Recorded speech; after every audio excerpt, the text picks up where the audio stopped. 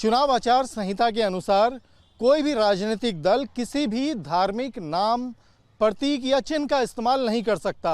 उसके बावजूद हमारे देश में AIMM, इंडियन यूनियन मुस्लिम लीग जैसी पार्टियों के सांसद लोकसभा और राज्यसभा में प्रतिनिधित्व कर रहे हैं।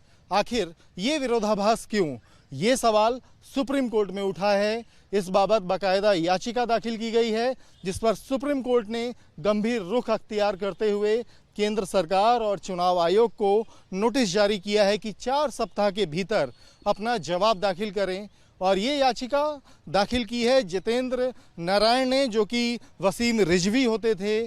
धर्म परिवर्तन करके उन्होंने अपना नाम जितेंद्र नारायण रखा और वही इस याचिका को सुप्रीम कोर्ट लाए। उनका कहना है कि बाकायदा पार्टियां मुस्लिम नाम का इस्तेमाल कर रही हैं, अर्धचंद्र का इस्तेमाल कर रही हैं, सितारों का इस्तेमाल कर रही हैं और हरे रंग का इस्तेमाल कर रही हैं।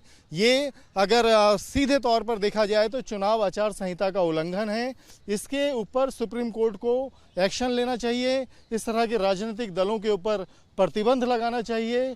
और रिजवी की ओर से पेश हुए वरिष्ठ अधिवक्ता गौरव भाटिया ने कोर्ट को बताया, उसमें ये नाम लिए गए कि AIMM और इंडियन यूनियन मुस्लिम लीग के सांसद जब राज्यसभा और लोकसभा में पहुंच चुके हैं तो ये बेहद गंभीर मामला हो जाता है कि ऐसे में जो चुनाव आचार संहिता है उसकी खुलेआम धज्जियां उड़ाई जा रही हैं।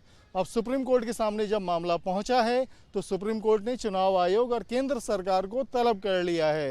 हालांकि याचिकाकर्ता ने इस पिटीशन में किसी भी राजनीतिक दल को पक्षकार नहीं बनाया था, पर सुप्रीम कोर्ट ने उन्हें इस बात की इजाज़त दी है कि आप इन तमाम राजनीतिक दलों को पक्षकार बना सकते हैं जो सीधे सीधे चुनाव आचार संहिता का उल्लंघन कर रहे हैं। ना सिर्फ मुस्लिम शब्द का इस्तेमाल हो रहा है, ना सिर्फ अर्धचंद्र का इस्तेमाल हो रहा है, हरे रंग का इस्तेमाल हो रहा है, बल्कि कुछ हिंदू संगठन या राजनीतिक दल भी हिंदू शब्द का इस्तेमाल कर रहे हैं।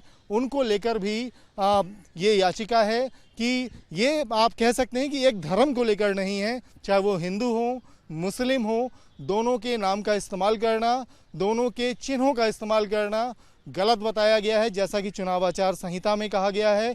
और उसी का हवाला देते हुए इन तमाम दलों को पक्षकार बनाया जाएगा। और इससे पहले केंद्र सरकार और चुनाव आयोग को 4 सप्ताह के भीतर अपना जवाब सुप्रीम कोर्ट में दाखिल करना होगा, जिस पर अगली सुनवाई 18 अक्टूबर को होगी। वीडियो जर्नलिस्ट सुमित कुमार के साथ अवनीश चौधरी, न्यूज नेशन दिल्ली।